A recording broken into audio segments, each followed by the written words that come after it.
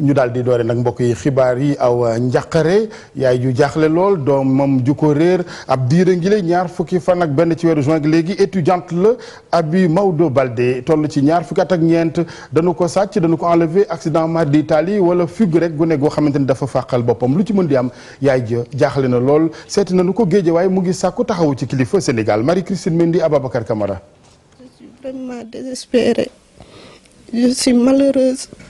Je suis désorientée parce que xaw ma fan laay seeti ji sama doom vraiment c'est trop dur pour moi te c'est une fille unique en plus de cela. nakar tiis ak njàkkare lii la yaayu kii di Abi Maodo Baldé di dund ginnaaw bi doomam ji réeree lu toll ci ñaari semaine. bi mu jàngi dee depuis lors kenn gisu ko. waaw parce que le même jour à 19h woo naa ko téléphone wax ak moom ne ko foo nekk mu ne ma maa ngi école ma ne ko boo wàccee te guddeewuloo nga jaar kër ga mu ne ma waaw non je ne pense pas que ni moo demal boppam parce que mu ngi doon préparer mémoire am pour soutenir thèse am aujourd'hui même. yaay ji jaaxle lool xamul fu doomam nekk bu ñu sukkandikoo ci ay kàddoom doomam ji buñ koy mujj gis moom ak benn xaritam bu ñuy woowee Mouhamed. ñun dem nañ seen école parce que nit ku jàngi mujjee dem école tàggu la école boo demee boo ko gisul fan ngay njëkk a dem lu dul école. la dernière personne buñ ko mujjee gisal moo doon Mouhamed Cissé moom lañ ko mujjee woon gisal waaw. Mouhamed Cissé depuis lors ñu fi tegu fi tànkam woowu ma téléphone man jusqu'à présent gisuma ko papam daal il paraît que ne moom lay waxal. ñoom def nañu seen kéemtalaay kàttan ngir xale bu jigéen bi mën a feeñ waaye ba léegi dara ba tax na yaayam mi ngi ñaan nguur gi dugal ci loxam. état bi aussi côté police la gendarmerie aussi buñ ma si mënee jàppale faire des investigations pour mën a retrouver sama doom. Abi Maodo Baldé am na ci lu toll ñaar fukki at ak ñeent moom mi ngi réer jeudi ñaar fukki fan ak benn ci weeru juin ginnaaw bu mu wàccee école mu doon benn doom bu jigéen ci ndeyam jooju tey lenn rek lay ñaan gisaat doomam ji ci jàmm ak salaam. bu fekkee dañ ko jàpp maa ngi leen di ñaan ngir yàlla ak war a suuli ñu bàyyil ma sama doom mu ñëw ñu bàyyi ma sama doom mu ñëw man loo rek laay ñaan yàlla ñu bàyyi ko mu ñëw ci jàmm ak salaam. Marie-Christine Mendy ñu koy gërëm di am yaakaar woote yaay ju jaaxle joojee lool tàbbi ci nopp kilifa yi ñu jàppale ko ci wër doomam joojee ko réer 23 juin ak léegi. leneen ci xibaar mbokk yi ñeel élection yi jëm ci pal ak député Sénégal Benno Bokk Yaakaar roppi na gaañe ci lu bari nag téeméer ak fukk ak ñett wala lu ko ëpp am nañu ko ñoom mbootaay gi ànd ak Macky Sall ci téeméer ak juróom fukk yi ci assemblée nationale ne ay toogu PDS fukk ak ñeent bokk gis-gis juróom-ñett ñi ñu duppee religieux ñoom it def cay jéego misaal gi di bés du ñàkk ak ñeent ci toogu MRDS ñett ñoo fa seenul ak i gët jiboliti kàcca la naka noonu Abdourahim Agne Fati Dieng. coalition Benno Bokk Yaakaar moo jël raw gàddu gi ci palub député yi bu ñu sukkandikoo ci résultat yi ñu jotagun Benno Bokk Yaakaar war naa mën a am lu toll ci téeméer ak fukk ak ñetti député juróom-ñett fukki ak ñaari mi ngi jóge ci départemental majoritaire bi fanweeri ak benn ci national proportionnel bi PDS nag moom mi nga xam ne moom moo jiitu fële ca Dagana Guinguinéo Kébémer ak Bounkiling am na fukki député ak ñeent juróom-ñett yi mi ngi jóge ci national bi Benno Bokk Gis-Gis am juróom-benni député ci proportionnel national bi ñaari député ci départemental bi loolu yëpp soo ko boolee mu nekk juróom-ñetti siège ci assemblée nationale bés du ñàkk bu Serigne Mansour Sy Djamil am na ñeenti siège fële ca assemblée nationale MRDS bu Imam Mbaye Niang ak PVD bu Serigne Modou Kara Mbacké kenn ku ne ci ñoom am ñetti député MPS taxas nag moom benn la jot a am coalition leeral bu maître El Hadji Diouf convergence patriotique pour l'équité bu Diop Sy penco bu Moussa Tine ak tekki bu Mamadou Lamine Diallo ñoom la ñu war a séddale ñeenti sièges yi ci des. URD bu Djibo Leyti Ka moom amul dara ci législative yi bu fekkee ni résultat yi ñu jot a am confirmé nañu ko. ministre environnement bu maître Abdoulaye Wade bi du am dara ci ay député fële ci assemblée nationale. commission nationale de recensement des votes di kuréel gi nga xam ne moom mooy ceytu lu jëm ci wàllu vote yooyu ak wàññi gi am na ba àjjuma ngir àggale liggéeyam waaye fas yéene naa joxe résultat yi mercredi. conseil constitutionnel nag bu fekkee ne amul kenn ku dugal recours dina joxe résultat yooyu le bu fekkee ne dafa am kenn ku dugal recours soo moytuwul semaine prochaine la ñu joxe résultat yi. Faty Dieng ñu koy gërëm ni ñu ko waxee mbokk yi ci njëlbeenu xibaar yi ñi ñu duppee religieux jiite ay kuréel wala ay parti ñoom daal di am ndëgër laay ci wote yile bi yoon Sénégal ana li ko waral politologue bi wala sociologue bi ngeen baal ma gis ne xëy na askan wi ak yenn ci jikko yu ne ko mër réer bëgg caa dellu li ko wolof bi waxee ku dem ba xamatuloo fa nga jëm nga dellu fa nga bawoo Aminata Mbaxi Sow Alié Mbaye ko ci résultat yi soog a génn ci élection législative bi démb kii di Serigne Mansour Sy Djamil Serigne Modou Kara Imam Mbaye Niang ak ñeneen ndax am nañu lim bu leen di permettre ñu am ay député ci assemblée nationale. li ma gën a jàpp mooy du mbiru diine l'islam moo leen jóg yëkkati li leen yëkkati mooy gëm na ni ñoom mën nañu taxawal askan wi sukkandiku ci seen li ñu gëm te li ñu gëm diine am na ci njëriñ lool. Serigne si dañu dem ba def. Prise de conscience ci sama gis-gis ne niñ doon waxee kilifay diine kilifay aada kilifay politique du loo xam ne arrangé na leen arrangé na askan wi léegi nag bëgg nañu dugal seen loxo fa ñuy naseek fa ñuy noccee. lii nag di guléet ci biir assemblée nationale politiste bi ak sociologue bi di wane li waral Sénégal yi daal di votel ñooñee. ñëpp gis nañ ne Sénégal am na crise bu ñuy wax crise mooy jafe-jafe yi ñu am ci mbirum koom-koom waaye am nañu jafe-jafe tamit ci mbirum ay jikko. loolu nag ñuy xalaat ni jikko yooyu nga xam ne moom moo yàqu sëriñ si yi ñu yabal assemblée nationale dinañu am taxawaay bu ñuy taxaw ba defaraat jikko yi ba ñagaat nit ñi. ba léegi bu ñu sukkandikoo ci seen wax bokk na ci lu tax ñu tànn nitu diine yooyu ngir defaraat société sénégalaise. bu fekkee ñoom dañu fas yéene defar nit ba defar jamono dañuy jubbanti li nga xam ni way politique. moo ko yàqoon ci digganteem ak nit ñi ci digganteem ak askan wi ci digganteem ak doxalin. ñoom dañu naroon bokk ci ñi nga xam ni dañ naan jon ba pare te ni meng li wóolu mooy seen teewaan ci biir assemblée nationale dana dëgër bu baax a baax ndax seen kaddu dana kawe seen wax dana bari ñu ko déglu dana bari ñu ko déglu. spécialiste yi xamle ni ñooñu bu ñu demee toog ci assemblée nationale du ñàkk mu am ay coppite ci taxawaayu politiciens yi fii ci Sénégal. leneen lu ne nepp tobb bu ñuul ci élection yi woon dimanche ji Sénégal donte àndoon ak jàmm leeraange amul contestation di ñaxtu mooy askan wi lu néew ca ñoom a wote ji ndax téeméer boo jël juróom-benn fukki ak juróom-ñaar dañu daal di rek banque seen yoxo loolu nag baaxul ci démocratie bu njëkk ci histoire u Sénégal ci wote ñu dund lu ni mel lu ko waral askan wi ku nekk na nga ko gisee Fatmata Ba Ibrahima Diouf. moom jotuma dem vote ji. dem moom vote wu moom. li ni mel la sénégalais yu bëri def démb ba tax na kenn gisu leen ca bureau de vote yi ñoom nag ñu ngi indi ay leeral ci li waral demuñu wote. gars yi dañ leen xamal lu législative représentativité nationale gars yi xamaguñu ko fii ñoom président la ñuy dàq pour ñoom président moo yore lépp mooy décider te loolu lañ yàgg fekkee fii président mooy buum mi. am ñoo xam dañoo mer comme par exemple moom kontaan nañu ci gouvernement bi. jàpp ni politiciens yi seen bopp lañ fi nekkal quoi ku nekk boo toogee xam nga. da ngay xëcc mu ñëw sa boor nga bàyyi ñeneen doo fi nekkal askan bi. bu dee ñenn ñi dañoo tànn des seen kër wala seen bërëbu liggéeyukaay am na ñoo xamante ni ñoom dem nañu wote. ñoo waroon a voté tànn ki leen neex parce que bu ñu bàyyee Macky Sall du ñu am ku leen teewal foofu daal dañoo waroon a tànn seen niti bopp xam nga ñoo xam ne nañ mën a nekk assemblée di casse droit yi parce que sénégalais dañu sonn. téeméer boo jël juróom-benn fukki ak juróom-ñaar woote wuñu mu mel na nag lii mësul am ci Sénégal loolee tax rek ba ñu bëri jàpp ne faw ñu def fa ay jéego ngir li ni mel bañ fi amaat. nit ñi foog ñu wax leen luy député ak rôle député bu ko defee nit ñi prochaine élection nañ xam. et mandat bi 5 ans la élection présidentielle bi 5 ans la ñu def ay élection de ñu def couplage. waa autorité war nañu jëngu ci communication. mooy ñu jóg def sensibilisation dem ci coin yi expliquer ñi importance élection législative. ginnaaw bi mu amee ndam ci kaw Abdoulaye Wade moom Macky Sall am na léegi majorité te assemblée nationale ngir rek mën a dérouler programme am waaye nag assemblée boobu nañu jàpp ne sénégalais yu bëri joxe wuñ ci seeni xalaat. assemblée nationale bi nag ni mu mënoon amee légitimité dafay wàññiku lool ndax néew gi ci wàllu taux de participation. professeur Babacar Gueye bu société civile bu Sénégal ndi gisee ndax dafa jàpp ne daal na mu waroon demee seetub askan wi ñu ca bari du ñu ca gis seen bopp ndax ni nu ko waxee lu néew yu wote ji professeur Babacar Gueye Ibrahima Kane Mor Xarma. participation bi ñu am jàpp naa ne assemblée bii di ñëw dina xaw a am tuuti difficulté parce que ci benn wàll am nañu président ba nga xam ne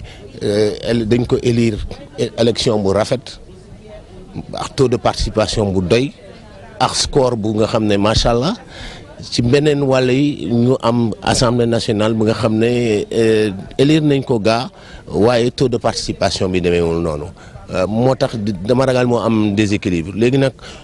déséquilibre moom mën nañ ko surmonter gaa mën nañ ko surmonter waaye ca kaw assemblée nationale bi daal di takk ndiggam takk fitam taxawal askan wi bañ a doon rek assemblée bu ñu tàccu. professeur Babacar Gueye leneen lu mu xalaat ne moo mën a yokk taux de participation bi fexe ba askan wi dem na mu gën a takkoo di wote ji mooy jikko yi ñu soppi ko defaraat image yu way politique yi waaye it lii di image bu député bi gis na ni loole mën na ci dugal ak tànn élection yeeg nanu ko amale organiser gi lépp jaar ci yoon jàmm leeraange na ko noonu observateur Union africaine yéen ni gisee yu plateforme des femmes pour élection yi ci Sénégal ak it ñi nga xamante ni ñooy cañ wax di société civile gi Ibrahima Kane Mor Xarma. élection législative yi niñ ko organiser mbégte dong la ci observateurs yi gis maanaam lépp luñ ci doon xaar gis nañ ko ci loolu nag ñuy xamle ne Sénégal woneeti na boppam ci wàllu démocratie. Les élections se sont déroulées. élection yi anam yiñ ko amalee rafet na jaar na ci yoon lépp daal baax na. donte nag mënuñu ñàkk a wax ne am na yenn problème yu ñu nemmeeku fii wala fële wante loolu yëpp nag mënu la gàllankoor nag kóolute gi am ci élection yi.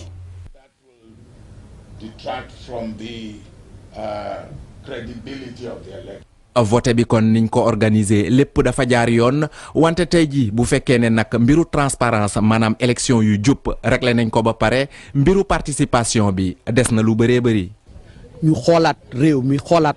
Constitution bi xoolaat élection yi fii am ak ni muy amee parce que li fi am depuis 60 évidemment am nañu ci changé mais ñu ngi yaakaar ci moom pour que mu revisiter ñu xool affaire élection léegi mu bañ a nekk comme ni ñu ko gisee 24 listes dëgg neex yàlla te defe naa ne 6 ou 7 ñoo ci am dara kooku. ci lu jëm nag ci parité maanaam tolluwaayu góor ñeeg jigéen ñi ci biir assemblée nationale observateurs yi di rafetlu bu baax jigéen yi niñ leen dugalee ci liste yi. wante nag mbootaay bi nga xam ne moom moo ëmb jigéen yi nga xam ne ñoom ñooy saytu élection yoo xam ne amul benn violence fii ci Sénégal ñoom ñu ngi ñaan Macky Sall di njiitu réew mi ngir élection membre commission yi ci assemblée nationale rawatina tamit bureau assemblée nationale yi ñu def seen kéemtalaayu kàttan ba nga xam ne jigéen yi dinañ fa am taxawaay bu dëgër. ba tey ci xibaar yi TFM mbokk yi aw tiis rawatina milieu caada gi musique gi rawatina Madou Diabaté wuy ji na boromam ci hôpital bu Grand Yoff jàngoro ko fa tëraloon moom borom madame Johnson ay jamono it ràññee nañu ko ci wàllu lii di musique ak film yu ci mel ni kenn buggul tableau ferraille jaar na it super étoile ñu fàttali ne jaaroon na fii ci émission café musique ak Babacar Fall ci TFM jooyu jamono am na sax woy mu wel ko Fallou Dieng ñu ànd teewluwaat. ma leen ko présenté. monsieur madame Johnson. waaw Madou c'est un très grand musicien. man damay wax ni bu tey lii réalisé woo c'est grâce à lui. mais c'est normal mi ngi dëkkoon ci biir ancienne école des arts. voilà jàngal la xale yu bari. il a beaucoup fait pour la musique sénégalaise c'est un grand monsieur.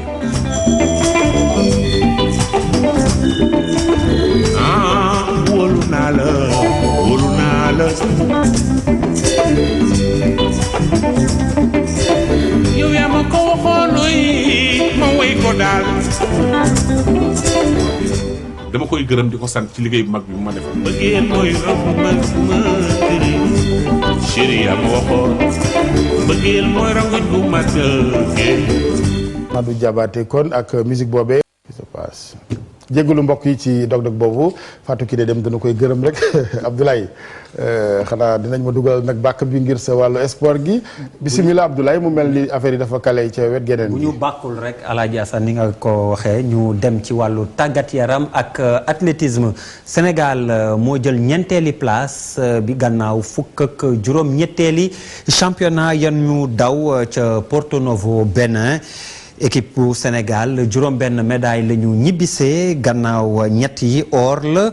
ñu jàpp ni ci dimanche ji ba ñuy tëj relais 4x400 jigéen ñi ñoom ñoo jël bronze bi fàttali ne Ami Sène ci sànni marto waaye Ndiska Badji longueur ñi ma fay ci 100 mètres et ñoo jël médaille d'or yi. Mamadou Kassé Anne moom médaille d'argent la am ci 400 mètres góor ñi. Ami Mbacké Thiam 400 mètres boobu ci wàllu jigéen ñi moom médaille de bronze la ci mujjoon a jëlee fàttali ne Kenya moo rocci ci raw gàddu gi 25 ci ay médailles la ñu dajale fukk yëpp ay médaille d'or la. ci wàllu basket bi la ñuy àddu jëmale ak finale coupe maire bu Dakar 12e édition bi ñi koy jongante siiw nañu ci góor ñi GIA Douane lay doon ci jigéen ñi Duc US Ouakam gannaaw demi-finale yi ci njeextalu ay bés bi waa Duc ñi yor raaya gi ñoom qualifié nañ kon fukki fan ak ñeent ci weeru sulet bi ñu nekk la ñuy jongante finale bi yamook ci góor ñi ci demi-finale yi Douane mi yor raaya gi Duc la daan 62-65 ca Marius Ndiaye yamook waa GIA daan fa US Ouakam 59-53 ci wàllu football la ñuy àddu jëmale ak 3e journée Ligue 1 play-off bi ñu fàttali ne ñaari jongante yi bi ci njëkk samedi la woon ca Aline Sitoé Ziguinchor match ba yeggul 1-1 diggante Casa Sport ak Jambar waaye ay sànni xeer yu dal arbitre de touche bi moo tax ñu mujj ko arrêté ci wàllu 3e tour play-off boobu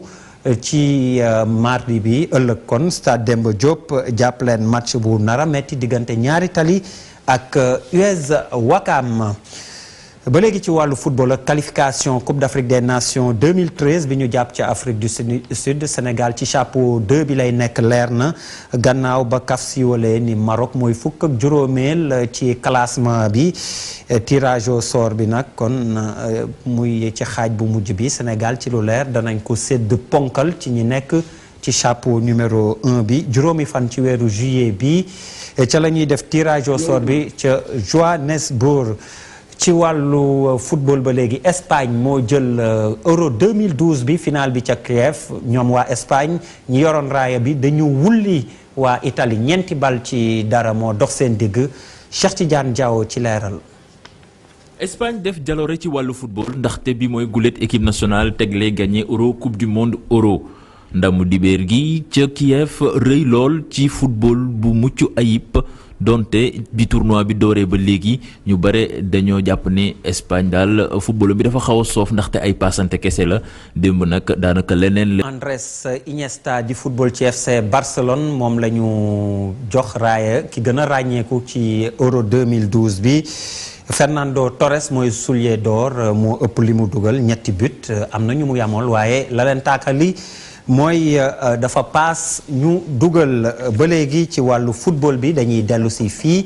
ci Sénégal miineel leen ak benn ndaw ju yëngu ci wàllu football boobu 20 at ak ñaar la am naataalam moom moomu mi ngi wuyoo Zaza wala noonu lañ koy dàkkantale Sayer Insa Diop. Insa jaar na ci centre de formation bu Zouga ci Liberté 6. maa ngi nekkoon ci benn centre de formation bu Liberté 6 bu nekkoon boo xam ne benn Guinée moo ko moom bu ñuy wax Zouga foofu laa jógee après dem Portugal. bu mu yeggee Portugal Zaza comme ni ñu koy woowee def na catégorie yëpp tàmbalee ci cadet ba ci senior laata tey jii muy football ci équipe bu Belenenses. moom mu demee Portugal ci petite catégorie bi laa nekkoon après ba senior après. ci loolu laa nekk nii. saison ren bi Zaza dugal na 2 buts jongante 20 match nekk titulaire ci fukki match ak ñeent remplaçant ci juróomi match. 20 match la football moo xool 16 match yoo xam ne dama ko football titulaire ak 4 match yoo xam ne dama ko dugg remplaçant. sama mission ak samay rêve mooy gën a jëm kanam liggéey pour jëm kanam pour jàppale équipe bu ma nekk wala jàppale sama dëkk ba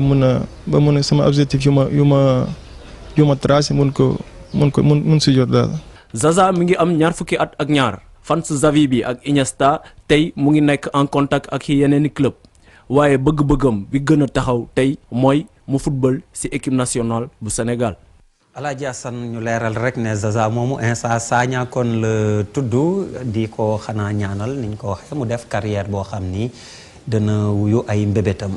jërëjëf Abdoulaye Amine ba tey ci xibaar yi bokk yi ñu dalal nag sunu gan Mamadou Wane suñu naatangoo jiite yéenekaay bi di enquête ñu jàngatandoor ak moom élection législative dimanche démb gi la ci tukkee ne résultat luñ ca mën a jàngee ci kanam tuuti mu dal di teew Mamadou Wane fàttali leen ni ci yooyu élection benn bokk yaakaar moo roppi gaañ ci lu sori lool ndax téeméer ak fukk ak ñett wala sax xëy na du ñàkk lu ko ëpp ci téeméer ak juróom fukk yi ne ci assemblée nationale nay toogu PDS fukk ak ñeent bokk gis-gis juróom-ñett du ay résultat officiel nag yu nu natt gum la fi rek ñuy jot yu officiel yi waaye religieux yi daal dinañ ci wane seen bopp ci mel ni bés du ñàkk Serigne Mansour Sy Jamil ak ñeenti toogu MRDS Imam Mbaye Niang ñett ci toogu ñoom religieux yeeg ni ñu ko waxee waaye taux d'abstention bi également daal dina rek bari lool ñu bari ci askan wi benn fukk ak juróom-ñaar yoo jël ci téeméer bu ca ne daal di banque seen yoxo waral professeur Babacar Gueye gis ne dina wàññi légitimité assemblée nationale maanaam seetu bi mu waroon doon ci askan wi yëpp ñenn ñi duñu ca gis seen xar kanam wàllu caada gi ak nelawuk Madou Diabaté nekkoon ku ràññiku ci wàllu musique Sénégal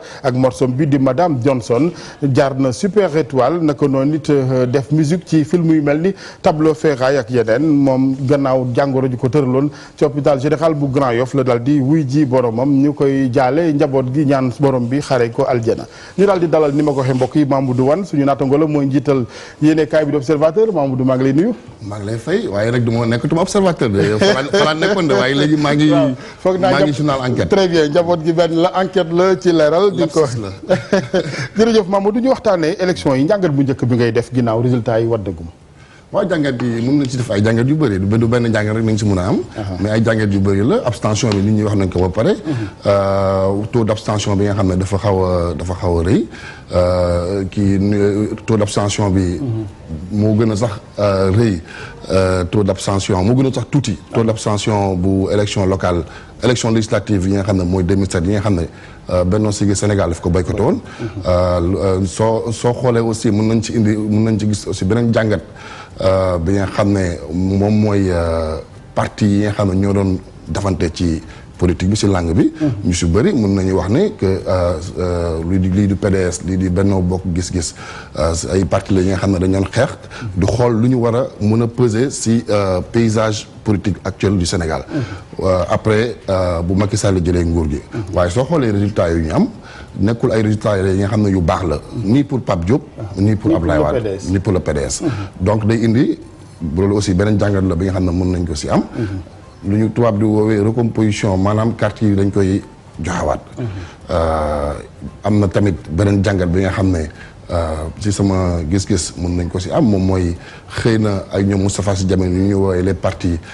religieux waaye foofu tamit ci sama xam-xam bu tuuti mën nañu jàpp ni loolu mënuñu wax ne rek que percée religieuse la maanaam kurus gi ak yooyu moom moo ñëw dugg ci politique ndax soo xoolee bu baax ci di Mansour Sy Djamil dafa nekk nit la bi nga xam ne mënuñu wax ni sax religieux la à 100% parce que soo xoolee dafa am benn histoire politique am si communisme la commencé PA yi la nekkoon defoon na FEAF moo doon maanaam kuréel bi nga xam ne étudiants yi dañ si nekkoon di xeex def na PA yi def na PIT moom maanaam moom sax moo dugal Sémou Pathé ci maanaam si politique soo xoolee bu baax parce que loolu moom même Sémou Pathé bu muy dund parce que nekkatul fii Sémou Pathé bu muy dund waxoon na ko si desewu tamit si Sémou Pathé Gueye gis nañu sëñ Mansour Sy Djamil ñëw def témoignage boobu donc kooku mënuñu wax ni religieux la et soo xoolee bu baax tamit même si kii am moom si kuréel boobu parti boobu si coalition boobu gis nañu deuxième bi Hélène chrétienne la donc pour man daal war nañu mën a def attention suñuy def yenn analyse yi bañ a donc c'est plus le discours le contenu du discours moo gën a accroché nit ñi que ay religieux ak yeneen waaw contenu du discours la c'est-à-dire que ñoom am na votel nañ leen waaye lu ñu leen votel noonu nekkul rek nit ñi dañuy toog xalaat ne kii jullit la wala kii yow moo tax ma votel ko lu seen discours la ñu déglu ba pare proposition xëy na tamit ñu doon def moom moo gën a intéressante proposition yi nga xam ne yeneen parti yi yeneen coalition yi moom lañ doon def donc soo xoolee bu baax campagne bi mën nañu wax ne campagne la bi nga xam ne amul trop animation am na sax ñuy wax ne campagne bu gën a soof si ngeen jégal ma si élection si histoire politique Sénégal waaye am na ñi nga xam ne am nañu maanaam am na lu leen yàlla may ci wax te wax bu leer ba pare wax bi nga xam ne day indi confiance maanaam kóolute. soo xoolee bu baax ñu mel ni ay ñoom Moustapha Sy Djamil ak Oustaz Sall. ñooñu maanaam am na daal benn crédibilité bi nga xam ne xëy na liggéey bu ñuy def. Oustaz Sall bu muy def si rajo yi ak presse yu muy def jox na ko benn crédibilité xëy na si yenn nit ñi nga xam ne mun nañ ko wóolu d'autant plus que actuellement problème yu am fii au Sénégal problème de crédibilité la lu tubaab di woowee crédibilité maanaam ñàkk qualité bi nga xam ne moom moo am diggante politique yi ak askan bi. beneen jàngat bu ma lay laaj Mamadou mooy assemblée bi ak waa Benno Bokk Yaakaar naam am nañu majorité lan ngay wax majorité la bu dal xel ndax ña ko séq wala da ngay ragal rek ni mu doon affaire u jaay doole lu président bëgg rek a fay jàll. waaw lu ñu mën a maa ngi doon wax léegi-léegi si jàngat bu njëkk bi moom mooy mën nañu gis nañ ni. dafa mel ni Benno Bokk Yaakaar dafa remplacer PDS ci doole. ci assemblée. ba pare te sax soo xoolee kii législature bi passé PDS amoon na lu mot ay 125 députés maanaam téeméer ak ñaar fukk ak juróom député. ci assemblée nationale léegi mën nañu wax ne d'après estimation yi nga xam ne chiffres yi ba léegi leeragul te trop waaye foofu nañu jëm donc poids boobu ñuy am est-ce que dina tax ñu ubbi seen bët tirer leçon ci li nga xam ne moom mooy problème assemblée nationale parce que soo xoolee bu baax tamit nit ñi voté wuñu ndaxte wóolu parce que aussi wóolu wuñu trop luy li di député wóolu wuñu ko waroon nañ ko sax jour 23 juin mooy jour bi nga xam ne dañuy ñëw assemblée nationale fekk ñi ngi pare di voté loi pour ticket présidentiel ak également quart bloquant bi ñu ñëw xeex foofu donc loolu yëpp dafa bokk si li nga xam ne pour man ay jàngat la yi nga xam ne ñuy doog a ñëw léegi assemblée nationale ñu fa nar a dem war nañ ko xool bu baax ubbi seen bët bañ a def yenn erreur yi. très bien ñu jeexale xam naa quelques secondes rek mooy ñi war a nag aussi ñoom it tirer les leçons ca dem nag à la traité ji. am na ñoo xam ne war nañ nag wax dëgg yàlla génn ci ay waaw loolu moom du ñàkk c'est-à-dire que recomposition bi moom day am na ñi nga xam ne suñu bëggul dem à la traité sax comme ni ñu koy waxee dinañ dem à la traité sélection naturelle lay nekk parce que dañu jeexal fu nga xam ne dañu egg lu tubaab di woowee au bout du rouleau c'est des limites objectives voilà Mamadou maa ngi lay gërëm maa ngi lay sant ma fàttali mbokk yi de njiital enquête la ni mu ko waxee ñu koy gërëm bu baax di ko jox ndaje ci français bi 20h incontournable incha allah Khalifa Diakhaté ñu fanaan jàmm